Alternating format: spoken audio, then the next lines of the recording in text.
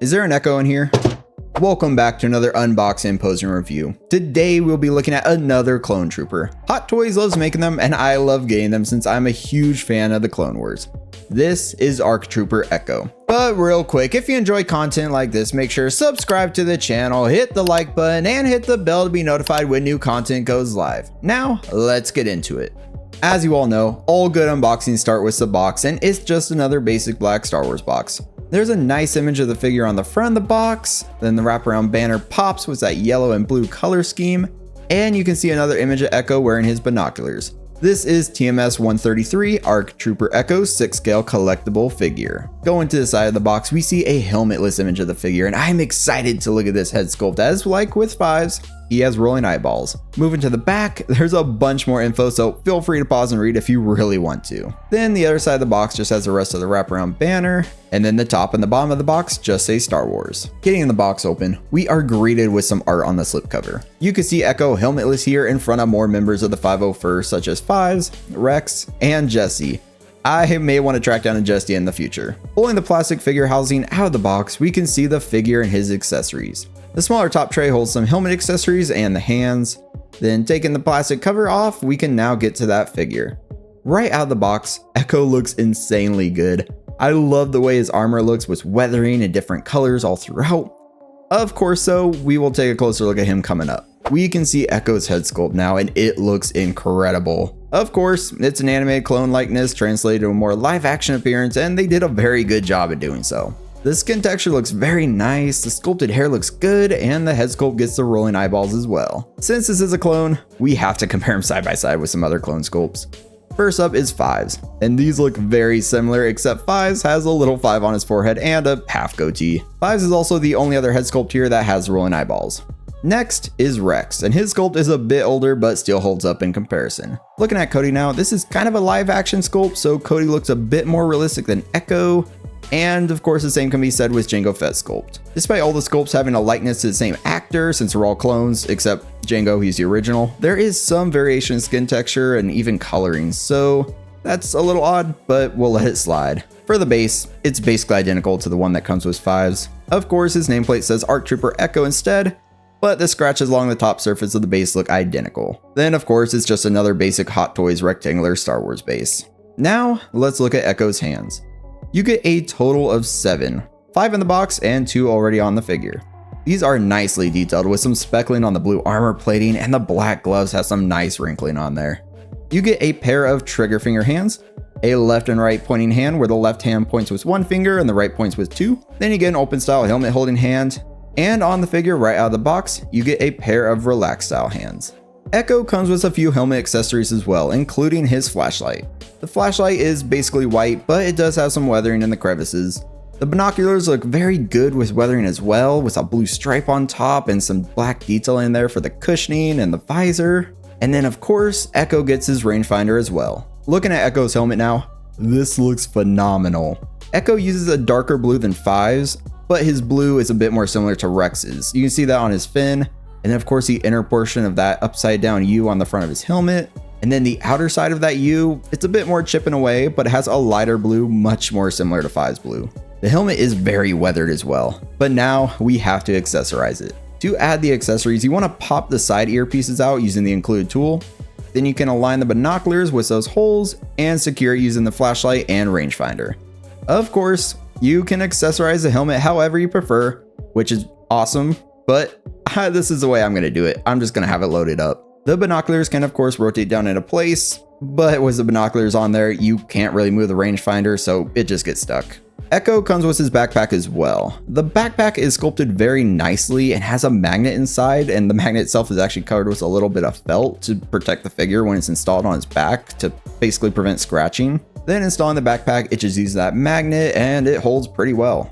Echo's chest pouch is next, and unfortunately, it seems to be just pleather, but it just magnetically attaches to the figure as well. Echo also gets 2 beautifully sculpted and weathered DC-17 blasters, and 1 DC-15 blaster. I am kind of glad that he doesn't come with any thermal detonators because I have way too many of those, but he does have sort of a thermal detonator that you can remove from his backpack. Echo also gets his data pad, which looks very nice. That sculpt work looks good, and it has different buttons down below, but it's basically the same as 5's and the screen is just a sticker. Now that we've seen all of Echo's accessories, let's look at the figure in more detail. The armor is weathered everywhere. The pauldrons look good with one side being blue and the other being black. Then the chest armor is gray with a blue painted handprint on the right side. His right arm and left arms each have a blue painted stripe as well, and then his right forearm's gray with some nice sculpted detailing. Then his left forearm armor has some blue paint, and it maybe has whistling birds on it. I'm not really sure exactly what those are, but he also has some buttons on there. The figure's belt also looks good with some white pouches on the front and black pouches on the back. There's a blue strap as well, which unfortunately might be pleather, used to hold the actual hip pouches on the hip skirts. His left hip skirt is white with lots of brown dirt on top, and the right skirt is also dirty, but it's mostly blue. I just love how asymmetric his armor looks. I love the different parts and coloring just all around it.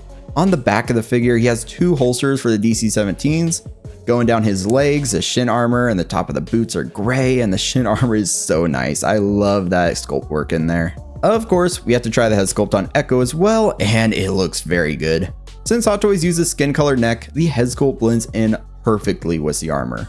Now, let's look at Echo side by side with Rex. Both figures use a similar blue color, but have pretty different helmet and armor designs.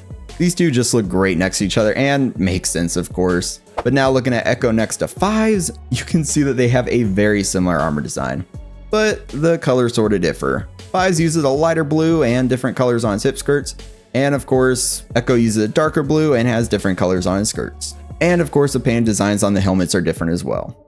But now, let's get posing.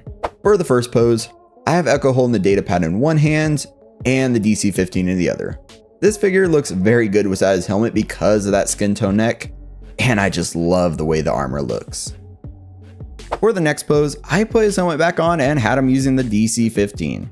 Although this figure is pretty armored up, you can move the arms and legs in most of the ways you need to have him in kind of an action-y type pose like this. Then here, I just had to pose Echo along with Rex and 5's. All three troopers look so good next to each other. I keep saying it, but I'm feeling like I should go and search for a Jesse because he would look awesome with the rest of the 501st here. Now, I'll do a couple more poses in the background, but I'm going to give you my final thoughts on this figure. So, ARC Trooper Echo, is he worth getting? As a longtime Star Wars and especially Clone Wars fan, yes. I love the asymmetric look to his armor with different colors and sculpted armor pieces throughout. Plus, I just love the ARC Trooper design in general. The rolling eyeball feature is great for the head sculpt. It makes me a little tempted to use it, but I just love the helmets too much because they just look so good on them. Then speaking of it, you don't really have to use all the accessories on the helmet either. You can customize it. I don't have to use a rangefinder or the binoculars or even the flashlight. I can have them all on there if I want, but I could also take them off or mix and match, and that's just so cool. Right now I have them all on them. That's how he's gonna look at my display, but I might change it up here and there. Most clone troopers as well use the same type of helmet, so I can even take these accessories and put it on other clones if I want to give it to Rex or 5's or even Cody, although the blue wouldn't make too much sense. So like I said, I love this figure, but of course, if you don't collect clones, you probably want to pass on this figure, but I do believe there are two types of clone collectors out there if you are interested. One type of clone collector who might be interested in this figure is someone who loves to buy multiples of clones, especially the standard nameless clones like the 212s, 501st, just the army build. Then of course those collectors probably want some unique clones like the named ones, but then there's collectors like me who just want the named clones in general. Right now I have Rex, Cody, 5's, Echo, and then I do want to get Wolf. He's not on order yet, but I do have the Airborne Trooper on order, which is kind of a basic clone. It's an exclusive figure and a pretty unique design, but it's not really a named trooper or anything. Off the top of my head, I can't think of too many 212s named troopers other than Cody. I'm sure there's quite a few of them out there, but I kind of want to have at least 3 of each. So the 501st, I have 3 now.